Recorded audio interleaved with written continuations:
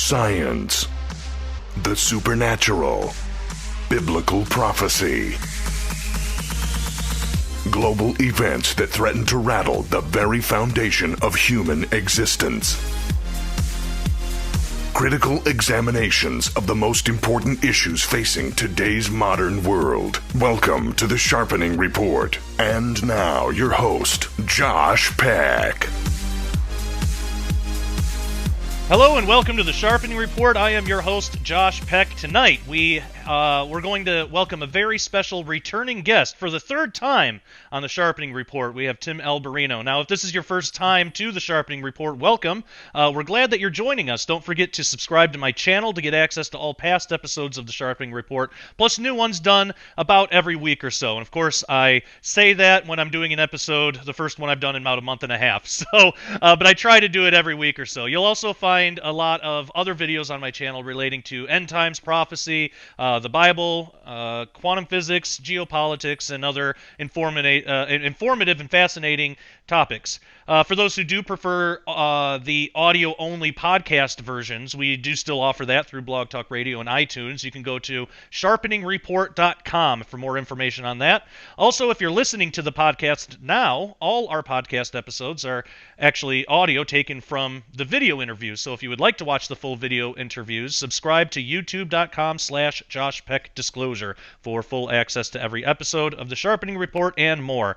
All right, now that we have all that out of the way, without further ado, I'd love to welcome back Tim Alberino to the show. Tim, how are you doing? Hey, Josh, pretty good. Great to talk to you again. Yeah, it's good to talk to you again, too. And actually, for our audience, I'll give a little teaser for, we just got done recording a interview for Into the Multiverse, and I'm thinking since that interview dealt a lot with preparedness, we might try to air that sometime in September, but so a little teaser for the audience. Check out youtube.com/intothemultiverse and stay tuned for that. But for this interview, you have a new DVD with Steve Quayle, actually the second part of the True Legends series. It's called The Unholy Sea, and this is actually Skywatch's copy, so I'm going to try to angle this where the audience won't get as much of the glare from my computer, but if I take it out of the plastic, then I have to buy it. So I'm going to leave the plastic on for now. But for the audience, can you give us a brief rundown of some of the things that you cover in The Unholy Sea, and what led you and Steve to tackle these topics? It's hard to give a brief rundown because right. We covered a lot in The Unholy Sea. The film is 2.5 hours long. Yeah. And it takes off from the first film, Technology of the Fallen, which was a to be continued. And so we pick up on the megaliths, but we're in different regions of Peru, and then we're also in Rome and on the island of Malta. So we continue to deal with megaliths, but we also, along the way, begin to delve into the cover-up concerning the builders of the megaliths, concerning the pre-flood world in general, and concerning the non-human entities that were involved in it. So, in this film, again, we are looking at megaliths. We actually start off in Rome in this film. And we tell you a little bit about the Vatican, about the entity, which is the Vatican's intelligence agency, which is known as the entity, which is widely considered to be the most penetrating intelligence agency on Earth, even more so than the CIA or the NSA or the KGB or any other intelligence gathering institution. So we start from that premise. And then we deal with some of the megaliths in the Cusco area of Peru, which are extremely provocative.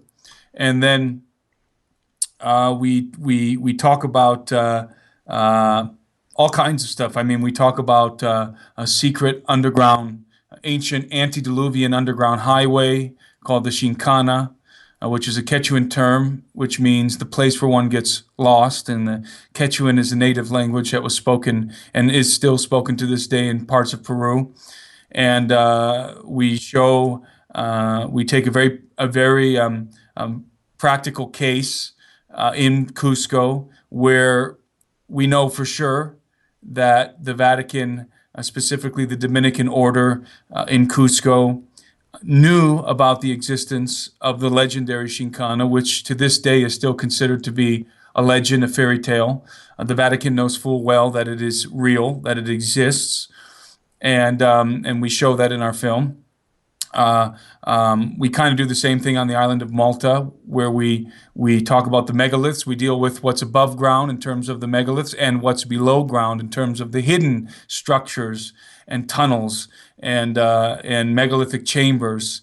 In Malta, of course, there's the famous hypogeum, which I had a chance to explore, and we deal with the Vatican cover-up in Malta as well. We go to Rome. We talk to Leo Zagami and Gian Mario Ferramonti, who was a personal friend of Zecharia Sitchin. We deal with Zecharia Sitchin and the Anunnaki. We put that into a biblical context. We talk about for the last hour of our film, we talk about the Vatican's plan for the arrival of alien saviors, to formulate doctrine and prepare the masses for an integration of extraterrestrials into biblical doctrine and into the human psyche and the human paradigm. So, and of course, Tom Horn is in our film talking about a lot of that. And we talk about Mount Graham. We talk about elongated skulls. We talk about the opening of metaphysical gates. We talk about the resurrection of the Golden Age and the return of the ancient gods. We talk about the Tower of Babel and Nimrod. I mean, we deal with so many different subjects in this film. We give a little bit more historical background on the Incan Empire and the megaliths in Peru, and all kinds of stuff. I mean, we really crammed in a ton of information into this documentary. This documentary could have been easily 3.5 hours long. It's basically 2 films in one. And so we're all over the map, but we attempt to tie it all together and show you why having an accurate conception of the past will give you an accurate projection of the future in terms of prophecy. And I think we achieved that, and we probably pissed the Vatican off really bad in the process. But I mean, I was actually when I was in Rome, we filmed a segment of this documentary inside of the Jesuit headquarters at the Vatican. Oh, wow. Which that was an impromptu situation. It was actually a night when the Vatican went dark. And when I say went dark, I mean literally went dark, which is sort of an unprecedented thing for Vatican City, because Vatican City at nighttime is lit up very beautifully. And people go and like to walk through the Vatican at night because it's the way they have it lit, and it's a different kind of a feeling. I find it to be a very ominous feeling. But because of the terrorist attack that happened last year, at the end of last year, we were in Rome not long after that, and the Vatican went dark. They literally turned off all the lights at the Vatican. And there were armed guards and police, and there were military personnel patrolling the Vatican. And that happened to be one of the nights that we were walking around filming.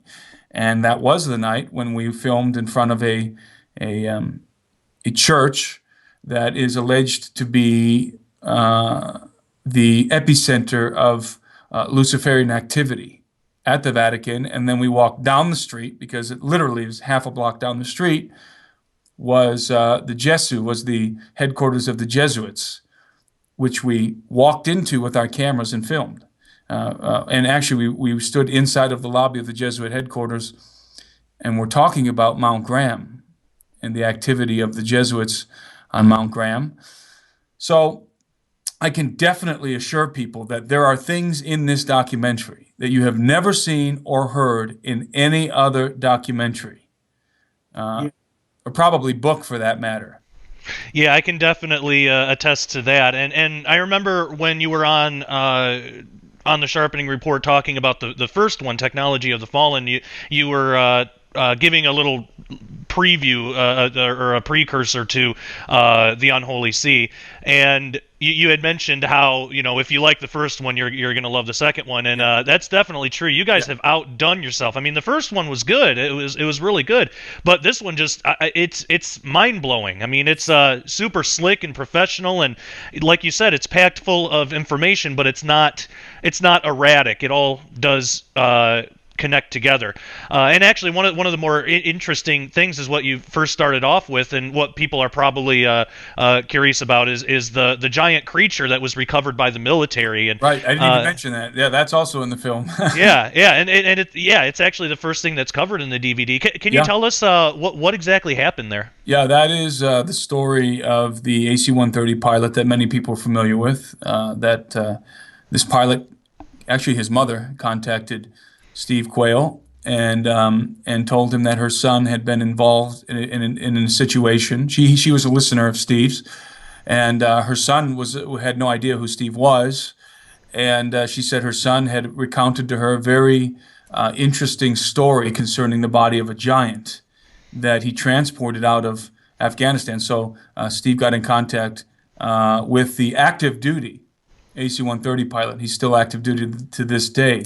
And he flew into Bagram Air Force Base in Afghanistan and on a routine mission. And long story short, he picked up the body of a male humanoid.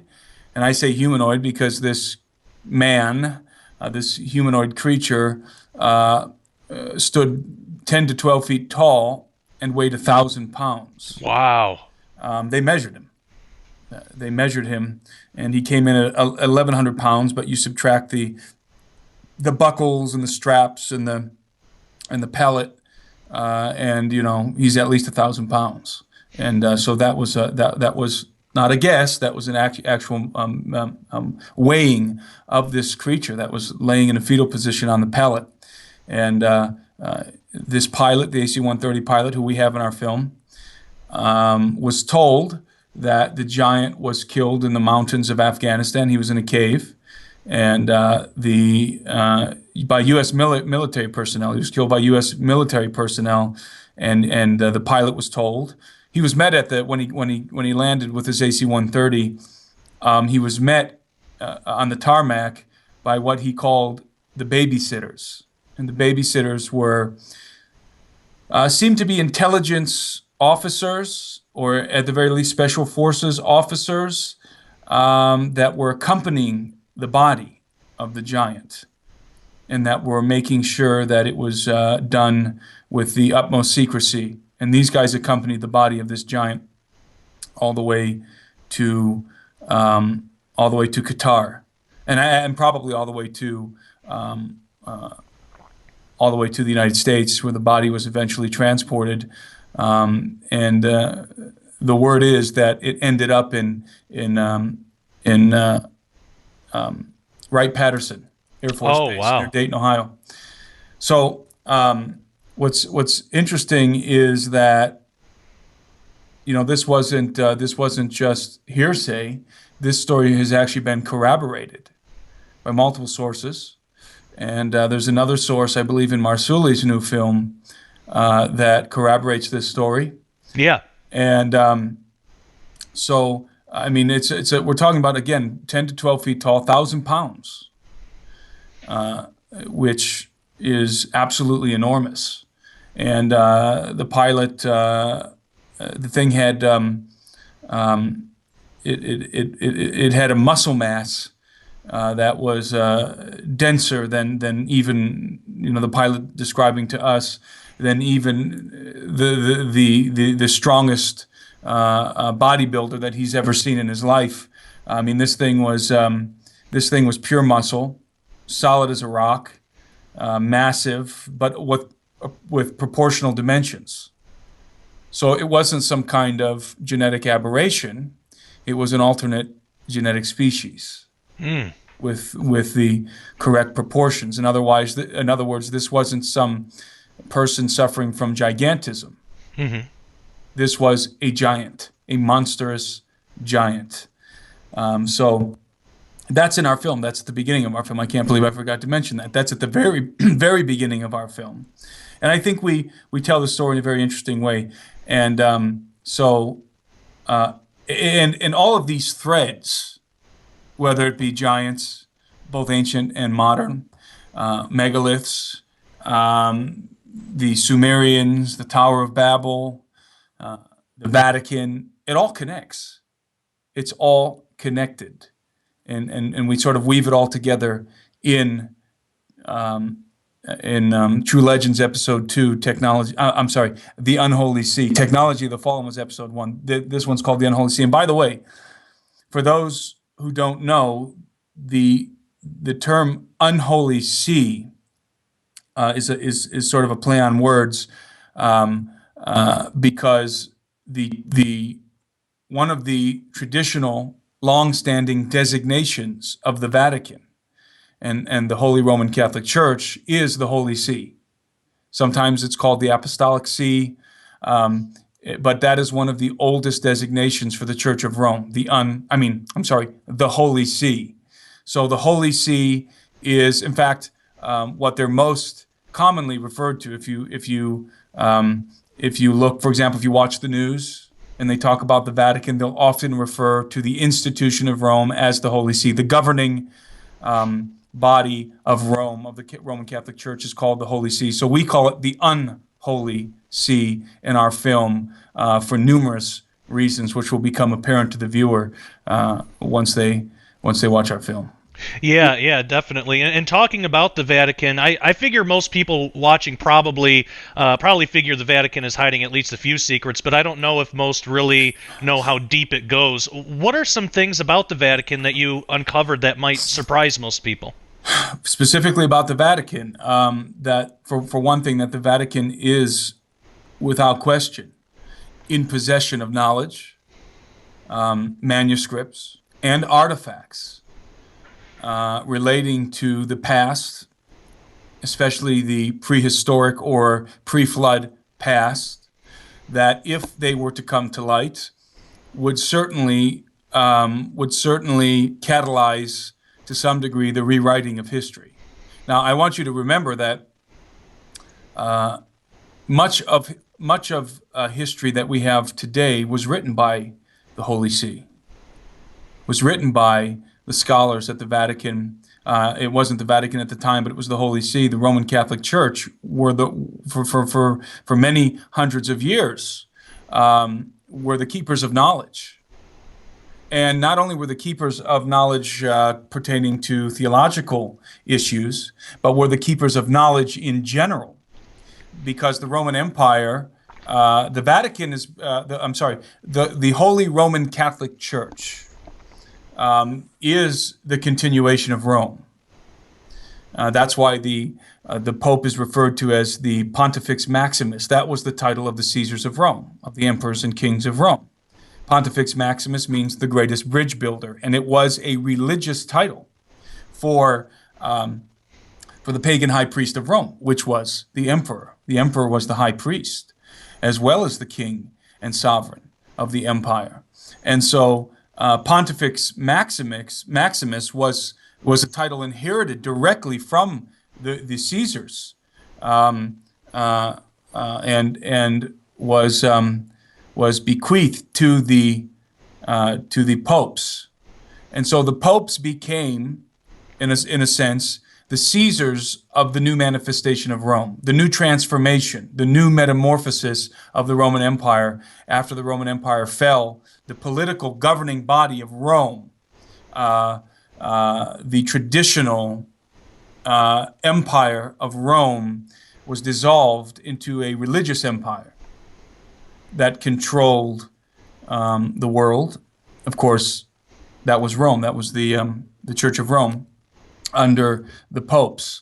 And during that time, the popes gathered, and even before the fall of Rome, much of the knowledge of the world was gathered in Rome, and also in Constantinople, which is Istanbul today. So the Western and the Eastern empires of Rome before it fell were collecting all of the knowledge from all over the world, including the knowledge of the Greeks and of the various cultures with which they came into contact, and all of that knowledge ended up getting consolidated, literally in the city of Rome, eventually at the Vatican. So there's a vast amount of knowledge concerning history, just general history, that was consolidated in Rome and was controlled by the popes and by their clergy and by the scholars of the Roman Catholic Church, who, of course, then interpreted and wrote history based through a papal lens, through the lens of the Catholic Church. But that's historical. That's general historical knowledge. But if we go deeper, we will discover that the Vatican is sitting on artifacts and esoteric knowledge that it has never revealed to the public. And we're talking about bones of giants and of other things, and actual artifacts, possibly proving the existence of high technology in the antediluvian past. Certainly documents and texts relating to these things that have never come to light. So the Vatican is sitting on a vast amount of esoteric hidden knowledge, and at the same time is beginning to craft a narrative for the arrival, for the introduction of an alien species, which is, in a very real sense, for the occult, for the Luciferian elite, the return of the ancient gods. And so if you put all of that together, you have the makings of a vast conspiracy and a vast deception. Yeah, definitely. And you've done an excellent. You and Steve both have done an excellent job unpacking all that in the film. And just like in the first one, you also did a lot of traveling in the Unholy See. You went to places like Peru and the island of Malta. What were you looking for, and what did you discover in those places? Well, we were just, in the beginning, we were just sort of launching ourselves into places that we knew had connections, very, very distinct connections to the antediluvian world, and sort of just hitting the ground and taking it from there without knowing exactly what we were looking for. But what we discovered immediately was that everywhere we went, to these specific strategic locations relating to giants, relating to the pre-flood world, relating to the technology of the fallen, we found the presence of the Vatican. Oh, wow. And in every case, we found that the Vatican was controlling information, and that many of the archaeologists that had done some of the major work at these sites were agents of Rome. And in some cases, we found that the Vatican was that the churches and monasteries and convents had been erected right on top of the ruins of some of these ancient megalithic sites, and were concealing something, and were controlling the artifacts and the information related to those areas.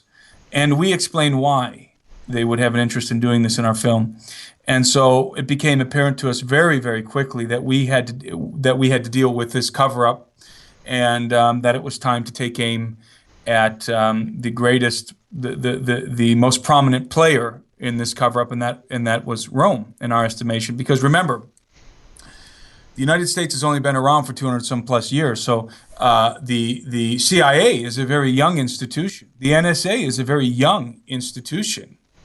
So we look at the CIA and we look at the NSA and we say these are very powerful intelligence gathering apparatuses. But think about the Holy See. Right. It's been around for centuries, gathering intelligence for centuries.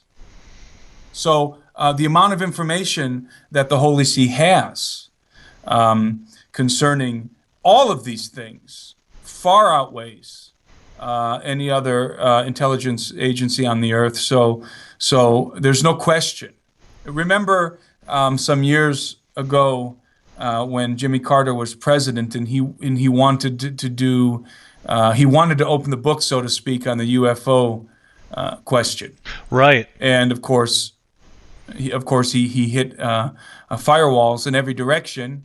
And even as the president of the United States, didn't have enough clout or authority to pry into the matter, and he actually sent a letter to Rome, asking if they would share information that they had on the subject.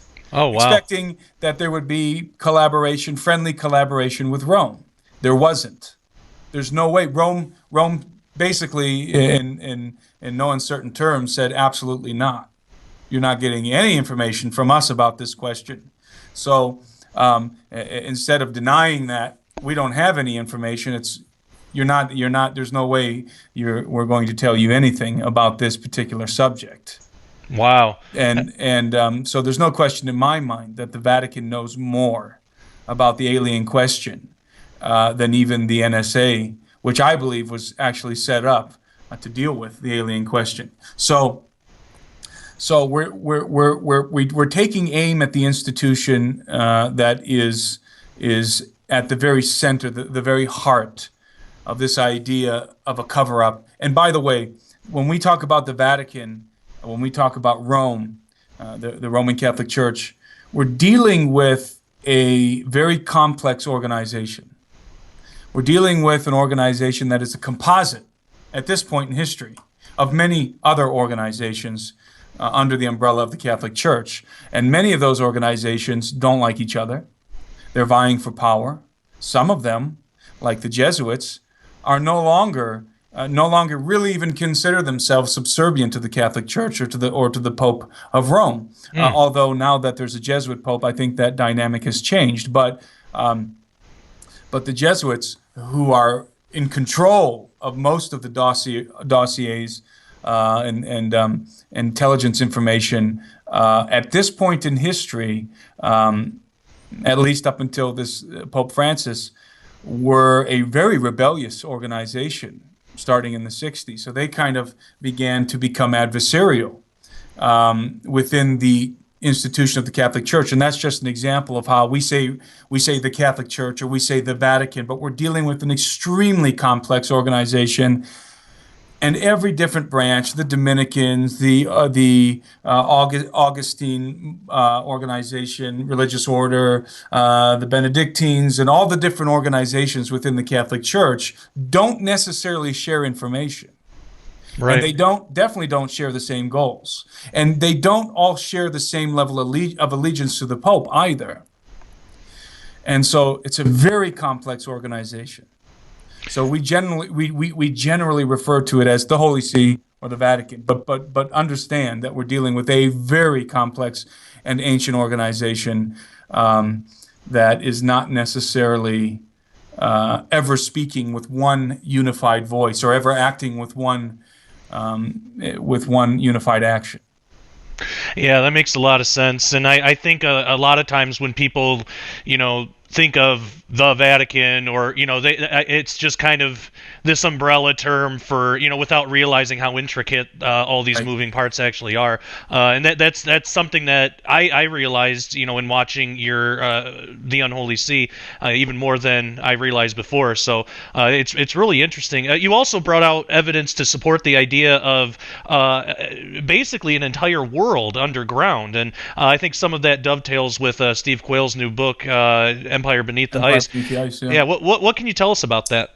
Well, Steve has always had a saying that what's below the ground is far more important than what's above the ground. Mm-hmm.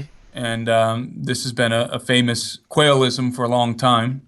And so, by the way, Steve Quayle is a magnificent producer. He's the producer of this series, and I'm the director. He's the producer, but Steve has a nose for this stuff like nobody else. And he would tell me, when going out into the field, look for this, this, and this.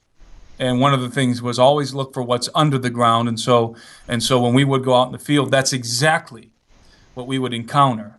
There's this above the ground, and there's a limited access to this, but what's really being covered up is what's underneath this. And that's almost always the case, because there is a vast underground network of caverns and tunnels that connect and run for thousands and thousands of miles. Many of these tunnels are artificially manufactured. And these are prehistoric. And when I say prehistoric, I'm not using the term in the traditional sense. I'm using the term to describe the antediluvian world, because I find that if I say antediluvian, sometimes people don't know what I'm referring to. But I use the term prehistoric in a pre-flood context. Right. So even though we have the history of the pre-flood world in the Bible to a degree. So this is a pre-flood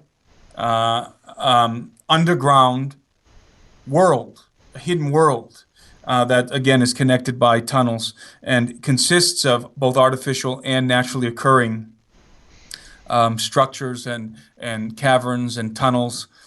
And there are even underground cities that have been constructed beneath. And I'm talking ancient underground cities. Of course, now we know there's deep underground military bases and massive complexes, which, by the way, are incorporated into, to a certain degree, this ancient network, this ancient system. Oh, wow. And there are things living underground, sentient things, sentient creatures that are out of sight, out of mind, because they're under the ground. By the way, that's why the underground world is so strategic, is because it is out of sight and out of mind.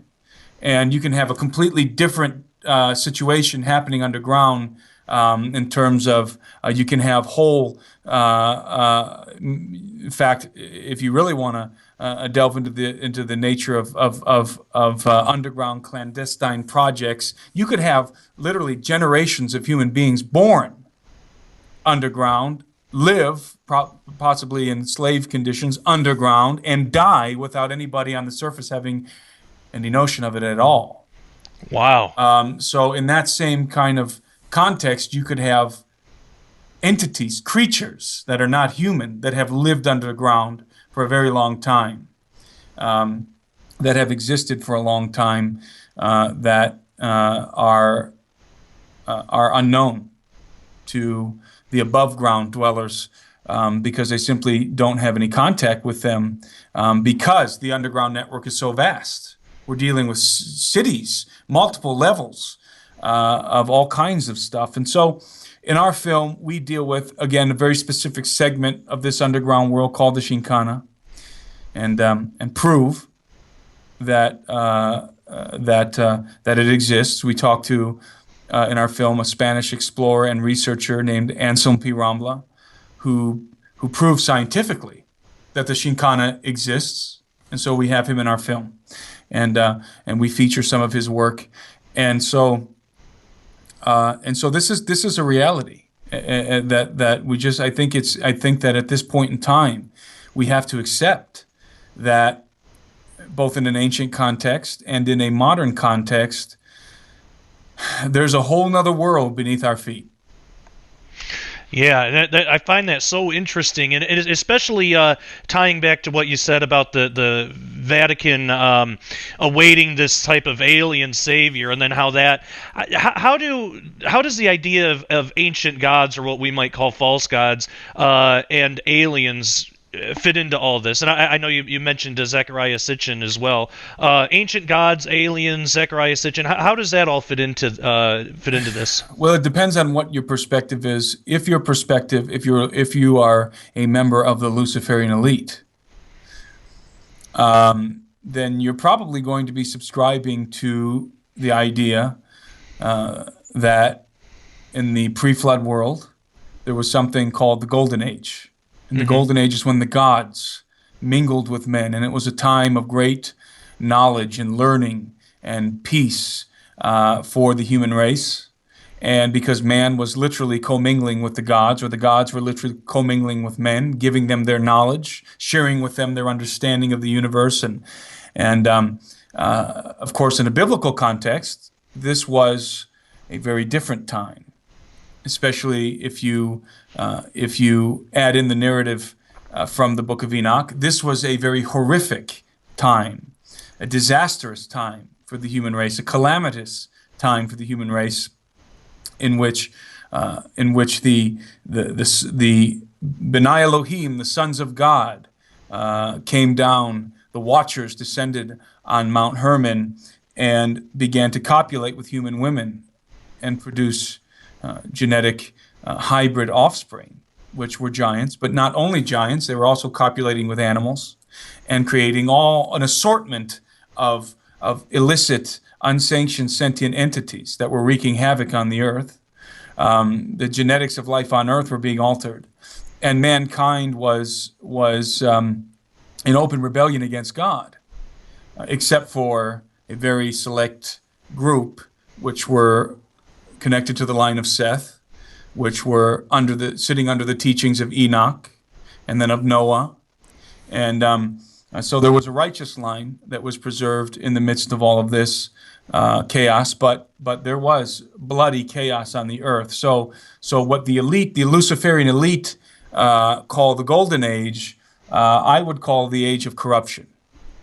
And it was a time in which, again, according to the Book of Enoch, the human race was a source of food for the giants, and the earth was filled with violence, as the Bible tells us, an incredible level of debauchery and sexual perversion and violence. But that's the Golden Age for the elite, for the Luciferian elite. They of course are deceived in their perception of history because they have received the doctrine, basically the doctrine of Satan, which takes the Bible and turns it upside down, which makes him the Lord and Savior. And so the pre-flood world was a time when the Watchers, these angelic entities, were in some way usurping human authority through their offspring and governing the earth. So that is what the resurrection of the Golden Age is, the ultimate goal of the elite, of the Luciferian elite. They are seeking to open gates and to bring about the resurrection of the Golden Age, the return of the gods, a reinstitution of this commingling between the gods of the ancient worlds, the gods of the Sumerians, if you will, with the human race, and of course enthroning Lucifer as the supreme ruler over this new empire, and specifically enthroning the prince that is to come. That's their term, which refers to, of course, the man we call the Antichrist, but who they refer to, they being the Luciferian elite, they refer to as their great prince, who is to come, who I believe will be a hybrid. But so this is what the occult elite are working towards. This is what and by the way, in order to achieve this, there's so much information, that there's so many rabbit trails that you could go down along the lines of the resurrection of the Golden Age. But the Golden Age, and to resurrect the Golden Age, the Luciferian elite, which again, when I say Luciferian elite, it's like saying the Vatican. Right. Again, you're dealing with the same complex system, it's a composite of many different groups, mystery cults, mystery religions, together with very tangible organizations like the Trilateral Commission and other organizations, perhaps the Bilderberg Group. So you're dealing with both esoteric occult groups, and you're dealing with geopolitical groups, and a host of other secret societies who all subscribe to the Luciferian doctrine, but aren't necessarily marching under the same banner. Right. So they have different goals, and some of them vie for power with each other. So, anyways, that's what I mean when I say the Luciferian elite. And so they want to resurrect the Golden Age, and to do this, they need to They need to rediscover and reassemble the lost knowledge of the Watchers that was given to mankind, again, illicitly by the fallen angels. And I believe personally that they have accomplished that goal, that the knowledge of the Watchers has been rediscovered. And now technologies are being created in order to reopen gates and bring about a resurrection of the Golden Age. Wow. So how did they? How do you believe that they achieved that goal? How did they attain the knowledge of the Watchers? And what is that knowledge? Is it just is it like technological advancements, or what? How do you see that playing out? The knowledge of the Watchers is definitely technological to a degree, but it's also, what's interesting is that in the Book of Enoch, the knowledge that the Watchers gave to the human race, God refers to that knowledge as worthless, that they taught the human race the worthless things. So what the Luciferian elite would view as this great esoteric, mysterious knowledge, God looks at that knowledge and says that's the worthless knowledge. We as believers have the greatest knowledge, which is the knowledge of Jesus Christ and the mystery of the gospel. That's the greatest knowledge. So we actually have a knowledge that far surpasses any of the esoteric, illicit knowledge that was given to the human race by the Watchers. But it pertains to a lot of things. I mean, I think it pertains to everything from technological knowledge to esoteric knowledge, to, in other words, to sorcery. And really, the two are related. The two are very intimately related. Technology and sorcery converge at some point. Mm-hmm. And so, for example, the knowledge, if the human race regains the knowledge to open certain dimensional gateways, then certain entities that are behind those gateways can now come through. Right. And that has a very destructive, that can result in a very destructive scenario for the human race, and will ultimately. Oh yeah. You just read Revelation 9, and it describes it in pretty gory detail for us how something like that plays out. How should we as Christians react to this type of information and preparing for what's ahead? What can we do about any of it? Well, the very first thing that you can do is wake up, because you can't help anybody if you yourself are asleep. And you can't know anything if you're living with your eyes closed. So the very first thing that we ought to do is we need to wake up. And we need to come to our senses. We need to be sober, as we're instructed to do in the Scriptures. We need to be watchful and vigilant, as we're instructed to do in the Scriptures. We need to have an understanding, an accurate understanding of the world in which we live. We should have an understanding of the technologies that are afoot, of the geopolitical context in which we live. We need to have an understanding of true history viewed through a biblical paradigm. We need to have an understanding of, very critically, the world before the flood of Noah. In order to interpret Bible prophecy concerning the future, we have to understand what the Bible is telling us about the past, because history is going full circle back to the beginning. So that's where it begins. And it's an awakening that is brought about in a believer by the Holy Spirit. The Holy Spirit is called the Spirit of Truth, and we're told by the apostles. We're told by Christ that He will teach us all things, so that the Spirit of God will teach us all things, and so. And all things pertains to all things. It doesn't mean that, by the time you're on your deathbed, you're going to have learned the collective knowledge of all that there is. No. But as a believer living in latter days, whether or not this is the very end of the age, I don't know. But I can tell you we're approaching it rapidly, and we're certainly a lot closer to it than the apostles were when they were writing the Gospels. And so, and when John was writing the book of Revelations, were certainly in much latter times than he was. So, and the churches that he was writing to were instructed to be sober, to be vigilant, and to be about the work of the kingdom. And the Church of Laodicea specifically was instructed to do to buy three things from the Lord. He instructs them to buy, because he says to them, the Church of Laodicea. By the way, I think we're living in a Laodicean context. I think we're living in a Laodicean hour, if you will, in terms of at least the church in America. Yeah.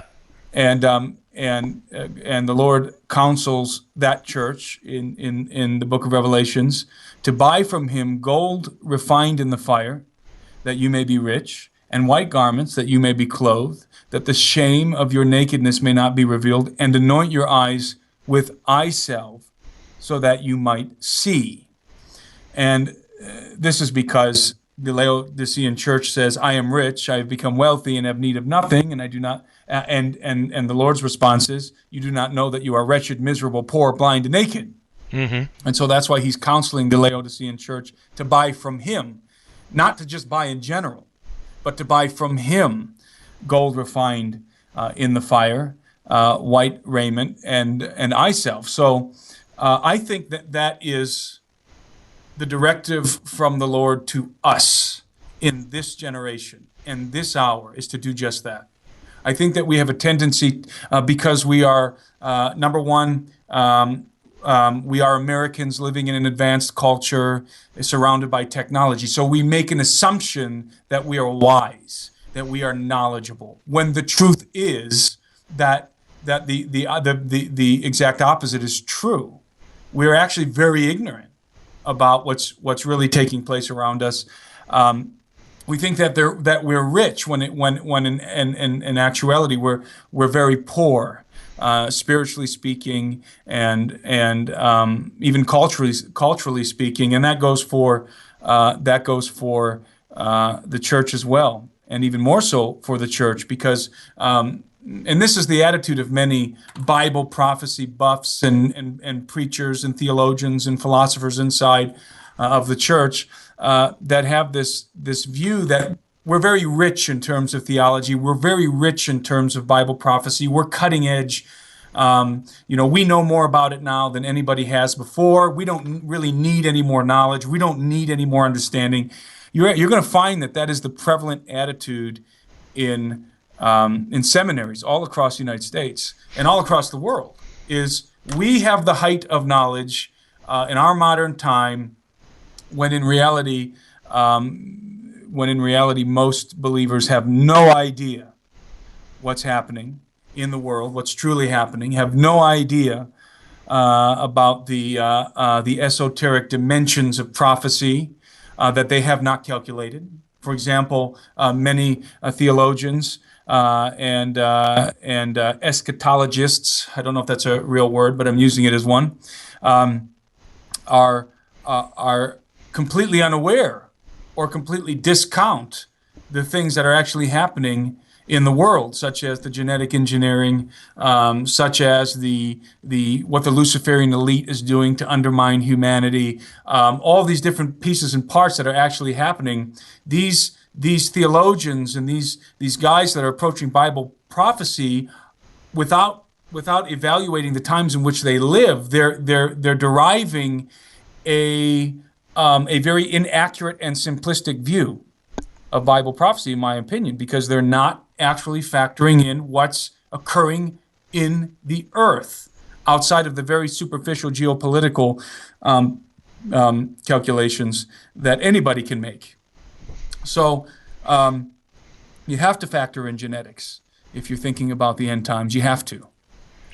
You have to factor in the world before the flood of Noah. You have to. So that goes to your question, what can we do? Number one, wake up. We need eye salve. We absolutely need eye salve so that we can see, understand the times in which we live, understand that we're wretched, miserable, poor, blind, and naked. That's where it starts.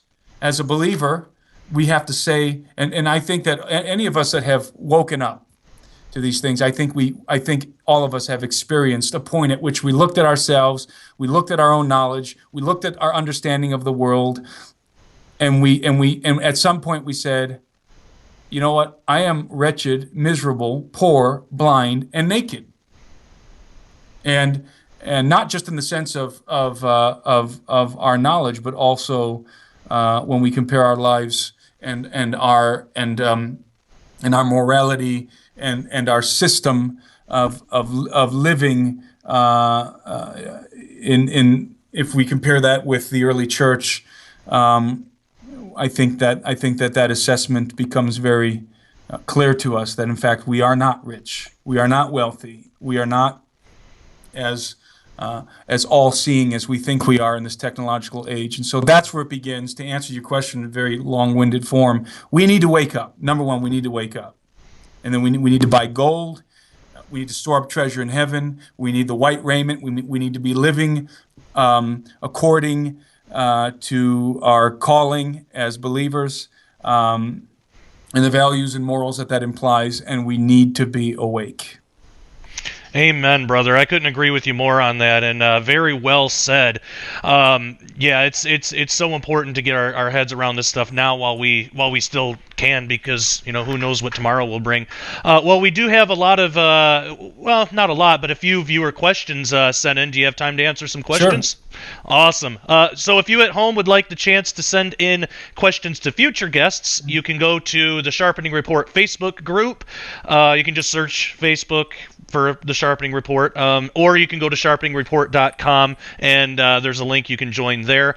Whenever we do one of these, I'll post, I'll pin a post saying who the guest is and give you the chance to ask any questions that you like. So we'll start with George. George asks, Tim, what is next for GenSix Productions?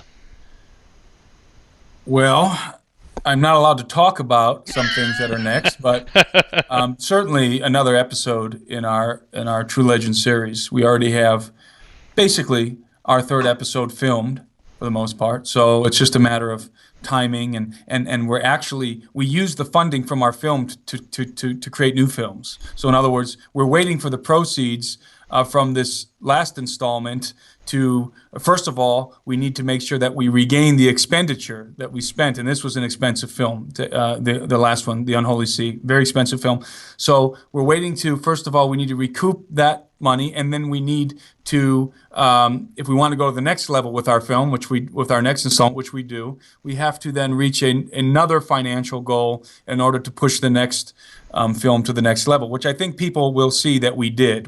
After the first film, that was just getting our feet wet. That was just turning the car on, so to speak. And then the second installment, The Unholy Sea, it was really hitting the gas and getting going in the way that we wanted to. But we needed more financing and some other elements that we didn't have when we began the first film. So we want to go to the next level with the third installment. And so we're just kind of sitting back, waiting, promoting this film. We need to recoup the expenditure so that we can just roll it over into the next film and hopefully even have more funds to have a bigger budget and to do some pretty awesome things that we have in the works for the next film, which is going to feature Sardinia and some other things. But we also have some other projects in the works, and I don't want to say too much about that, but we've got some cooperative things that we're actually doing with Skywatch TV. Fantastic. Yeah, and it's all exciting stuff. And so I have about 13,000, at the time of this recording, about 13,000 subscribers. And so for you at home, I expect every single one of you to buy a copy of The Unholy Sea to help fund the third installment. And I guarantee you that the proceeds from those purchases will roll over into episode 3. And we will make it bigger and better than episode 1 and 2. That's what we do. We're just trying to keep raising the bar higher. We raised the bar a lot higher in episode 2. We want to go even higher in episode 3. And I think that our last installment, episode 2, is already, if I can say so myself, is already at a level at a TV level production. We actually want to take the next episode and make it at a cinema level production. So that's what we're aiming for. That's amazing. That's so cool. Yeah, so people need to check that out. They can get it at Skywatch TV, and I'm sure. I'm sure if people go to skywatchtvstore.com, there's some package where I'm sure there's free books and other DVDs and things with it. Tom usually has that set up, but people can get it at Skywatch TV and I'm sure various other places as well. In DVD and Blu-ray format, I believe, right? Yeah. So yeah, this film, episode 2, is in Blu-ray, and I'm pretty sure that Skywatch is offering it in Blu-ray too, which a lot of people asked for Blu-ray before, and now it's available. And the film looks fantastic in Blu-ray because we shot it with very nice cameras. Oh, fantastic! That's awesome. Yeah, I believe it is. Let me double check because I don't want to tell. If not, I'm sure it will be because. Yeah, this just says DVD, that's DVD. But it's in DVD and Blu-ray format. So awesome. So I'm sure that they can get it in Blu-ray format also from Skywatch TV. And if not, they can request it to be available in Blu-ray. I'm sure it will be. Awesome. Good deal. Yeah, so people should check that out. All right, back to viewer questions. Wanda would like to know how the Catholic Church has been able to hide all these things with no one questioning it. Well, at least one, you and Steve, at least you guys are questioning it. But, yeah, how are they getting away with all this? Well, how does any institution get away with teaching absurdities for hundreds of years? Think about all the absurdities that you learn in school, public school, for example. Oh, yeah. That nobody questions. Just think about the theory of evolution. You want to know, how do you cover up giants? How do you cover up these other things that the Vatican's covering up and other institutions? Well, how do you promulgate the theory of evolution for over 100 years and cause it to become the dominant view when all of the evidence all over the earth supports the biblical narrative? How do you do that? Yeah. Let's put it on a more practical level. How is it that the media can effectively cover up for all the crimes of Hillary Clinton? Yeah, no kidding. And sweep all of that under the rug and convince hundreds of thousands, millions of people that she'd make a great president. Yeah. So you don't have to think too hard to understand how cover-ups are possible. They're actually quite easy when you have an ignorant populace. And unfortunately, the masses are becoming more ignorant by the day. Just go out to your nearest park and watch people play Pokemon Go. Yeah, no kidding. Yeah, it's a crazy time we live in where people, the Bible calls it being willingly ignorant, and I think we're seeing that more, right. Yeah, more and more as time goes on. Peggy asks, does the Unholy See believe all the religions need to be united under it? They used to teach that the only way to heaven was through them.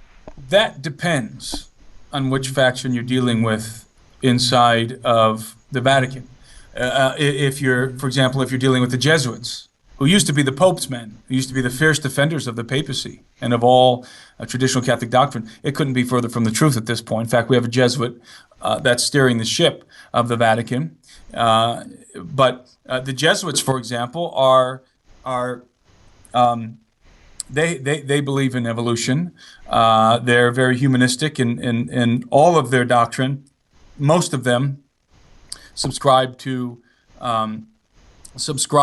the, I'll call it the theology of Teilhard de Chardin, who basically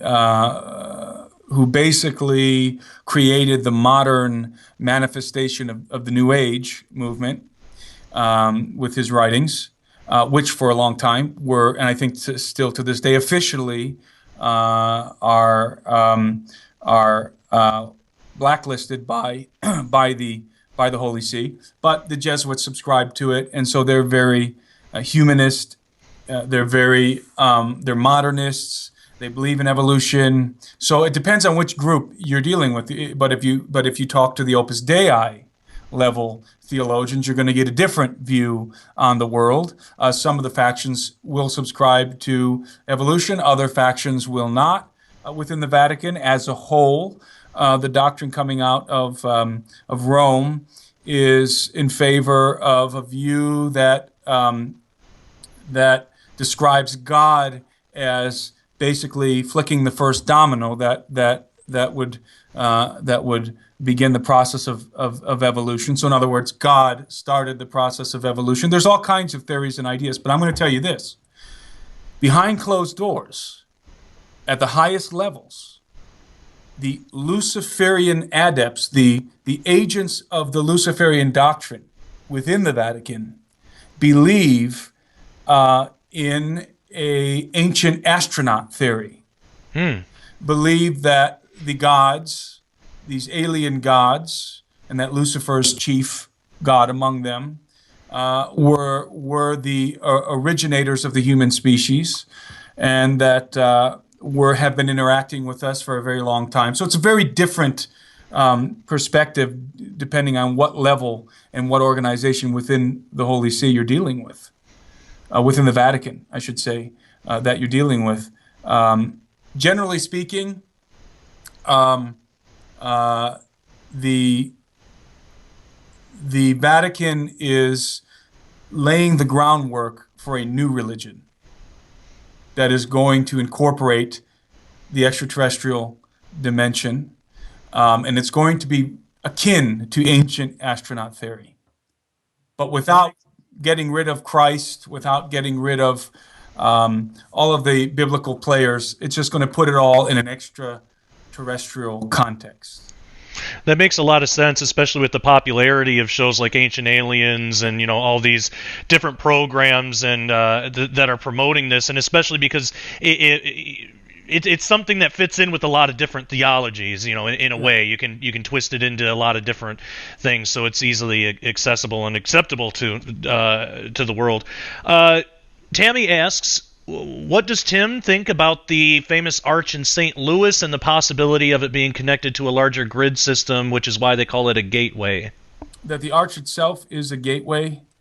Is that what she's asking? I think. I'm not really familiar. I don't know what structures. I mean, you really, to understand that, you'd have to understand the technology that's being used. And I don't know exactly what kind of technology would be used to connect certain constructions, certain structures around the world in order to establish a grid. And what is the grid for? I don't know. Is it a grid of stargates? I don't know. And so I don't have any information on that particular question. Fair enough.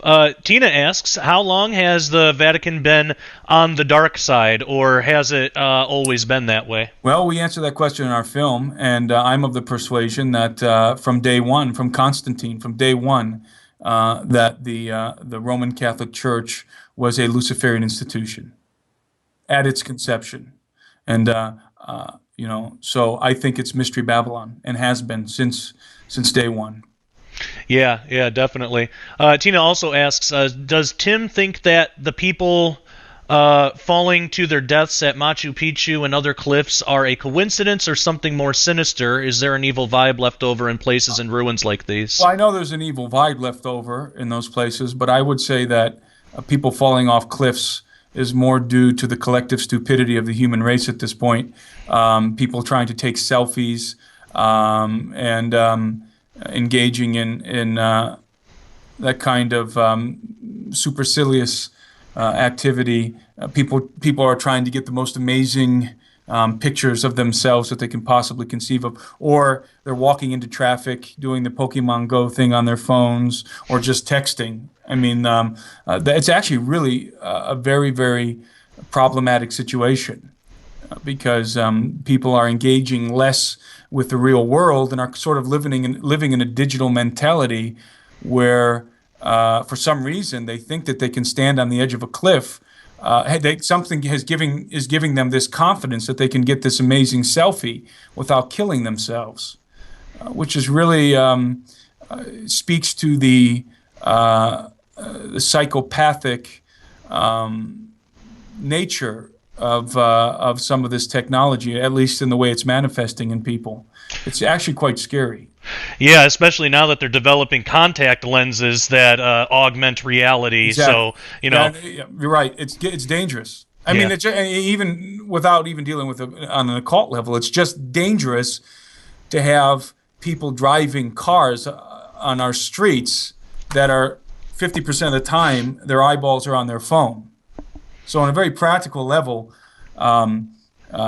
it's a dangerous situation, and people are dying every day. So I think that's why they're walking off cliffs more than anything else. Yeah, definitely. Rhonda writes in, please ask him when we'll get to see more Alberino analyses. I keep checking like a little kid. And if there will be more True Legends, I can't get enough of that guy. Tell him I love his guts.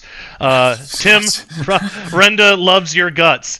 Not you as a person, just your guts. She's really fond of. I don't know how to take that. I've been asked to pass this message along to you, so. Well, in terms of the Alberino analysis, I just haven't had time. Yeah. I mean, it's just the amount of work that goes into producing a film, a 2.5-hour feature film, dealing with all these different subjects and all this different footage from multiple cameras, interviews with multiple angles, and it's almost a nightmare to have to deal with all that stuff. So. So I just simply have not had time. But I have been considering doing another analysis before I jump into the next project. Oh, good deal. Well, people have to look for that. Robert writes in, can you ask Tim how did he feel and what was the atmosphere like standing inside the entrance to the Jesuit headquarters? It was very touch and go. That whole area at the Vatican was very spooky because, again, it was lights out that night, and we were walking around with Leo Zagami, when we walked into the Jesuit headquarters and we were filming, you can actually see this in the film. We kind of quiet down and look off to the side because a Jesuit walked in and was not happy. That we were filming and was just scowling at us and standing there with his arms crossed, and it was right during a time when Leo was telling us that the Jesuits have always been interested in the knowledge of the Watchers, which I agree with, and so it was very touch and go to being in the Jesuit headquarters. In fact, I wondered if there would be repercussions for that, and I wonder if there have been repercussions from that, and I think people might get my drift on that statement. Yeah, I hear you. And actually, I'll just ask for myself. I'm technically a viewer of the show, so I can ask a question too. Has there been any more information on the possible attempt on the life of you and your family, and has there been anything else? No. We things have died down, and we feel, we're definitely vigilant. We're definitely remaining vigilant. But no, we took it to a certain level in terms of investigating it, and then some things happened. So we just decided, honestly, we decided with Steve that we're just going to trust the Lord. Yeah. And just throw ourselves into His arms, and we believe we have a mission to accomplish, and that He's going to see us through it, and that includes protecting us. Now, that doesn't mean that we're not vigilant. That doesn't mean that we haven't taken security measures, because we have. Yeah. But in terms of prying further into it to try and figure out exactly who it was, or was it an accident, or was it an intentional, we just sort of decided let's just stop and just focus on our work and just trust God and take appropriate security measures. So that's what we've done. Well, that's good. I know a lot of people have been praying for you. Certainly, everyone here at Skywatch has been. We appreciate that. Yeah, definitely. And for those at home, keep Timothy and Steve and everybody at GenSix Productions in your prayers, because I would even include Skywatch in that too, because Absolutely.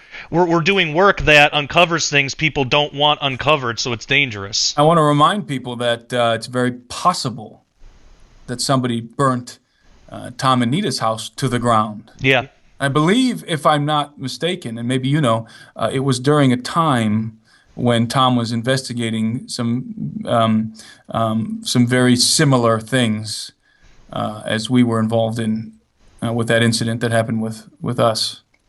I believe so. He would be able to comment more on that than I would. But exactly when it was, but I know that it was very suspicious. And ironically, I believe Steve was on the phone with him when the incident happened. Wow. So I feel like those two incidences are connected. So I kind of feel like us and you guys are in the same boat. Yeah, same here. So I'm very thankful to both of our audiences who keep us in prayer, because I mean, really, it's the protection of God's going to be the only thing that gets us through. Right. But there's one last viewer question here. Jennifer asks, does Tim think that the giants could have bunkered down during the flood? Does he think the tunnels might connect all the continents? I have actually heard Steve suggest that some of the underground facilities, ancient underground facilities, were able to be sealed off, and that possibly was a way that maybe some of the creatures that existed in the pre-flood world could have survived. I don't know enough about that to add anything more to it, but I do suspect that because of the technology that was available in the pre-flood world, that it's possible that some of those entities were able to escape the waters of the flood. And even though people may think that sounds contrary to what the Bible says, it really isn't contrary to what the Bible says if you get down to the technical details of what you're talking about, because the Bible, for example, does not indicate that anything in the sea died. Right. So, were there genetic sentient creatures that lived in the sea? Now, what's interesting is, and I won't go far into this, but we talk about it in our film, in the Unholy Sea, that the ancients believed, and it's recorded in all of the major ancient Mesopotamian civilizations, that an entity came out of the sea. Some call him, some of the cultures referred to him as Dagon, others referred to him as Oana Adapa, such as the Sumerians, and the Greeks called him Oannes. Came out of the sea, teaching mankind some of the lost knowledge from the age of the gods. So, is that literal? Is it metaphoric? I mean, if it's literal, was there some kind of surviving sentient species that was aquatic, that could have emerged from the sea in a post-flood world? Or is it possible that some of these entities were able to get off planet using their technology, using Stargate technology maybe? I think that if we are wise, we won't take those we wouldn't take those possibilities off the table. Yeah. I think it's wise to leave them there. It doesn't change the text of Scripture. It doesn't change the gospel at all. So I think we ought to consider those things. Those possibilities. Yeah, me too. That's really interesting. And whenever we have you back on, which I'm sure will happen sometime soon, we'll have to talk more about that, because that's absolutely fascinating and could be a show all in its own. That is the end of the viewer questions. Again, for those at home, if you would like the chance to send in questions to future guests, you can go to the Sharpening Report Facebook group, and you'll be able to do so there. If people want to find more about you, Tim, or your work, where can they go? They can go to TrueLegendsOfSeries.com. They can go to our YouTube page, GenSix Productions. That's GenSix, one word, GenSix Productions, to find our YouTube page. We'll probably be doing some more updates shortly. We have a new studio built, and we want to make use of that. SteveQuayle.com and Genesis6Giants.com. I mean, there's lots of different places where you can find our work, and I would encourage people, especially with the political situation going on right now and all the geopolitical stuff, I would encourage people to tune into SteveQuayle.com for news, and Skywatch TV. Those two sources, I mean, I check both of those all the time. SteveQuayle.com, Skywatch TV. I think it's .com, right? Skywatchtv.com. Yeah. And because we're finding ourselves in this situation where what you guys are doing and what we're doing is converging more and more as we progress. And there's some very interesting things coming in the future that are going to be a product of that conversion. So I would encourage people to stay tuned to what you guys are doing, what we're doing, and look forward to some things that we're doing collectively in the future. Yeah, absolutely. I couldn't agree with you more. I know we talked about a lot of different things in this episode, but like we talked about at the top of the show, they do all connect. If you had to wrap everything we talked about into a final thought, what would you want the audience most to take away from this episode? I would encourage people to understand that history is going full circle back to the beginning, that in order to understand prophecies of the future that are relevant to the future, we have to understand the dynamics of the world before the flood of Noah, the dynamics of the prehistoric past, and to continue to research and expand their understanding as it relates to these things, because it's going to get real tricky, real fast to navigate through the lies that are coming. The deception is going to increase. I think it's barely begun. I think that the grid is just being formed right now, through which that deception is going to promulgate. And people are already. We talked about the Pokemon Go. We talked about people being attached to their cell phones and so forth. People are already plugging themselves into that grid through which that deception is going to be promulgated. And so people need to be careful and make sure that your minds are unplugged from the indoctrinating system, the indoctrinating grid. Make sure that you're not being set up for deception. Wake up and buy eye salve from the Lord so that you might see. Amen. Wise words and an excellent thought to end on. Thank you so much, Tim. I really appreciate you taking the time to once again join us on the Sharpening Report. It's been good as always to talk with you, and again we'll have to have you back on back on sometime. Well, I appreciate you having me on again, and I always look forward to talking to you. Absolutely. Well, hang on the line. I'll close us out here. That, again, was Tim Alberino of GenSix Productions talking about the latest installment of True Legends entitled The Unholy Sea. Make sure you check it out. And also stay tuned to Into the Multiverse. Tim is going to be on a future episode, possibly a couple of episodes. We'll see how it goes, but at least one for sure. So make sure you stay tuned to check that out. It's youtube.com/Into the Multiverse. Now, if you'd like to find more episodes of The Sharpening Report, you can do so at sharpeningreport.com and my YouTube channel, youtube.com/Josh Peck Disclosure. Make sure to subscribe. Also, if you care to help support the show and this ministry, you can do so at sharpeningreport.com. Your donations go to the everyday running of the ministry and help bring you more episodes of The Sharpening Report, as well as more books and other materials. And I'll say, as I do in every show, please only donate if you feel God leading you to do so. If you're not sure, or if you don't feel led, you can always pray for us. We can always use more prayer. We're not 501c3, so your donations are not tax deductible, and I'm never going to be the kind of person that's going to promise extra blessings from God or a miraculous tenfold return on your money or anything like that. We're not in the business of making promises for God, but what I can promise is that your help, be it prayer or financial, is greatly appreciated. It keeps us going and is the only reason we're able to continue doing what we do. So all that being said, we are all out of time, so I want to thank you so much for tuning in to The Sharpening Report. I'm your host, Josh Peck, and as always, take care and God bless.